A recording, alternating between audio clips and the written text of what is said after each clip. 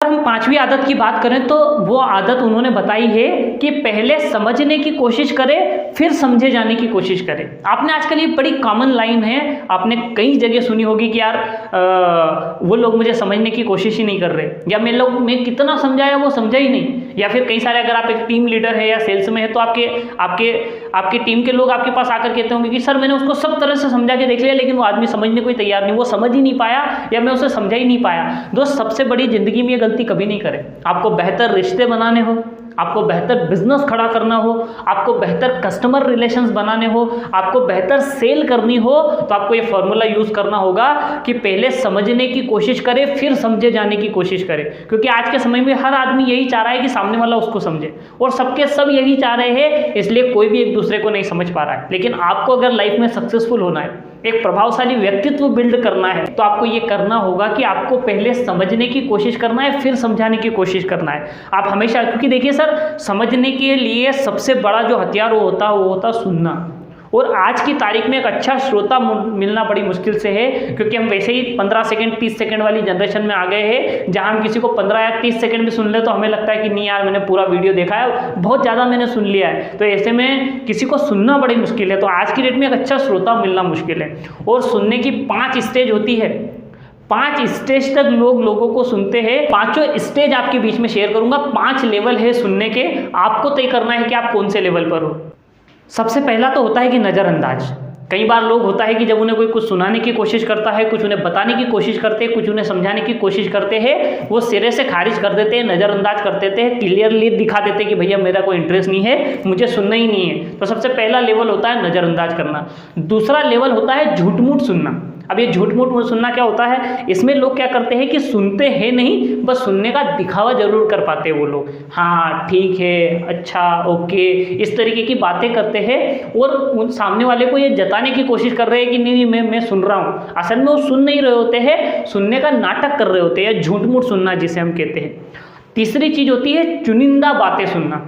अब ये तीसरा लेवल चुनिंदा बातें सुनना क्या है कि जब व्यक्ति सुनता तो है लेकिन चुनिंदा बातें सुनता है, कि खास शब्द या जो शब्द उसको जरूरी लग रहे हैं या जिन शब्दों में उसका काम छुपा है या उसे जरूरी लगते हैं या उसके काम के लगते हैं, वो शब्द सुनते हैं। ये ज़्यादातर कब होता है मालूम, कि जब एक 4-5 साल का बच्चा बोल रहा होता है। क्योंकि आपने छोटे बच्चों को देखा होगा, उनकी आदत होती है कि वो बोलते ही रहते। और इस कंडीशन में ये होता है कि हम उनकी सारी बातें सुन नहीं सकते, क्योंकि वो कंटिन्यूस बोलते रहते हैं। उसके पीछे कोई काम है नहीं है, वजह है नहीं है, पर्पस है नहीं है, उन्हें कोई फर्क नहीं पड़ता, वो बस कंटिन्यूअसली बोलते रहते हैं। तो ज्यादातर उन केसेस में होता है कि हम कुछ शब्द सुनते हैं, कुछ चुनिंदा शब्द सुनते हैं, उसके बाद बाकी चीजें छोड़ देते हैं। और चौथा लेवल होता है ध्यानपूर्वक सुनना, जहां पर हाँ व्यक्ति सुन रहा होता है, कोशिश कर रहा होता है सुनने की, सामने वाले की बातों को महत्व देने की कोशिश कर रहा होता है, जानने की कोशिश करता होता है, समझने की कोशिश कर रहा होता है, फोकस होता है उसका कि हाँ ठीक है मैं सुन रहा हूँ, और सुनने की सच में आदमी कोशिश करता है। तो ये चौथा लेवल होता है ध्यानपूर्वक सुनने की कोशिश करना। और 5वां लेवल होता है परणाभूतिपूर्ण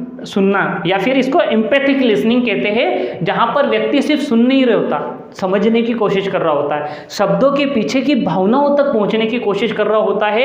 एक एक शब्द को सुनने की, समझने की, उसके पीछे के फील को, उसके पीछे की भावनाओं तक जब आप चले जाते हैं तो इसको बोलते हैं एम्पैथिक लिसनिंग। और ये सबसे महत्वपूर्ण होता है। जो इस लेवल पर होता है वो आदमी इस लेवल पर आ जाता है जो समझे जाने से पहले समझने की कोशिश करता है, वो लिसनर होता है एम्पैथिक लिसनर। तो आपको ये बनने की कोशिश करना, अगर आप यहाँ तक पहुँच गए तो आप 5वीं आदत भी कंप्लीट कर लेंगे।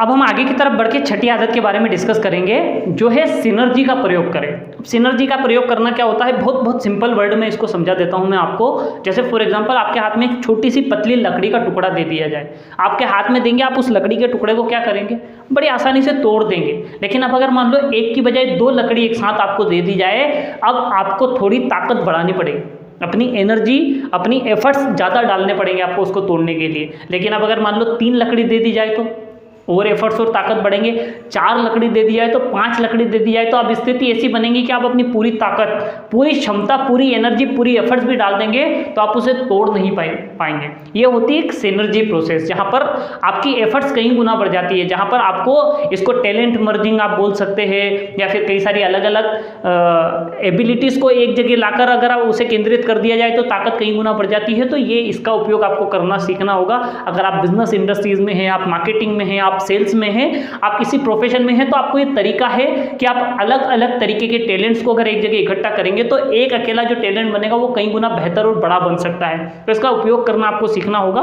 तो अपनी इंडस्ट्री में, अपने बिजनेस में, अपनी लाइफ में, अपनी प्रभावशाली व्यक्तित्व में आपको सिनर्जी का प्रयोग करना सीखना है। और सातवीं और महत्वपूर्ण आदत अब जिसकी हम बात करेंगे वो है अपनी धार को तेज करें। अभी अपनी धार को तेज करने का सीधा सा गणित है सर कि देखिए समय बदलता है, वक्त बदलता है, वक्त के साथ इंफॉर्मेशन, नॉलेज, टेक्नोलॉजी सारी चीजें बदलती है, तो आपको भी अपडेटेड रहना है, समय के साथ नई चीजें सीखना है, नई लर्निंग्स करना है, जो मार्केट में बदलाव हो रहे हैं उनके हिसाब से आपको चलना है। तो आप लंबे समय तक मार्केट के अंदर रहेंगे, लंबे समय तक प्रभावित कर पाएंगे, लंबे समय तक मार्केट के अंदर टिके रहेंगे। लेकिन अगर जिस दिन आपने अपनी धार तेज करना बंद कर दी, समझ लीजिए कि आपका उस दिन मार्केट में खत्म होना शुरू हो जाएगा, आपका पतन होना शुरू हो जाएगा। देखिए मैं इसको सिंपल और सिंपल करने के लिए आपको एक किस्सा शेयर करता हूं, मैं बड़े सिंपल तरीके से आपको समझ में आ जाएगा। एक बार एक आदमी को काम की तलाश थी, काफ़ी भटकने के बाद, काफ़ी घूमने के बाद उसको काम नहीं मिला। वो इतना ज़्यादा डेस्परेट हो गया कि उसको लगा कि कोई भी काम मिले मैं करने को तैयार हूँ, मुझे बस ईमानदारी के साथ कुछ पैसे कमाने हैं। इसी डेस्परेशन में वो भटक रहा था।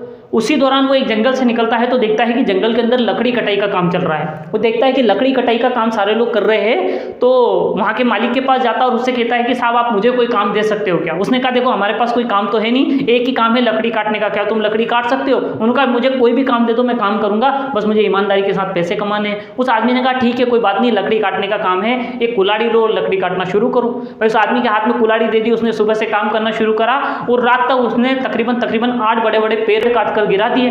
मालिक को बड़ा अच्छा लगा, बोले ठीक है मेहनती आदमी है। अगले दिन फिर वो काम पर गया, उसने फिर सुबह से मेहनत करना शुरू करी, लगातार काम करते हुए उसने 7 बड़े बड़े पेड़ फिर काट कर गिरा दिए। अगले दिन फिर वो आदमी गया, लेकिन वो अगले दिन उसने देखा कि वो 6 बड़े बड़े पेड़ काट पाया।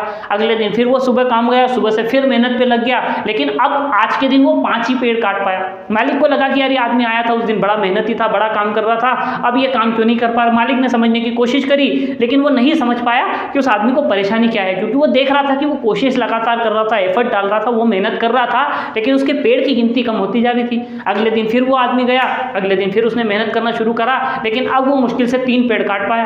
अब मालिक को बड़ा लगा कि यार ऐसे कैसे हो सकता है। उसने कहा तुम्हारी समस्या क्या है? उन्होंने कहा मालिक मैं तो पूरी मेहनत कर रहा हूँ, उतने ही टाइम काम कर रहा हूँ, उसी कुल्हाड़ी से काम कर रहा हूँ, पता नहीं क्यों मेरे पेड़ कम होते जा रहे। उनका एक काम करो, हमारे यहाँ एक पुराना आदमी है जो सालों से काम कर रहा है, तुम एक बार उससे बात करके देखो, शायद वो तुम्हें कोई आइडिया दे दे।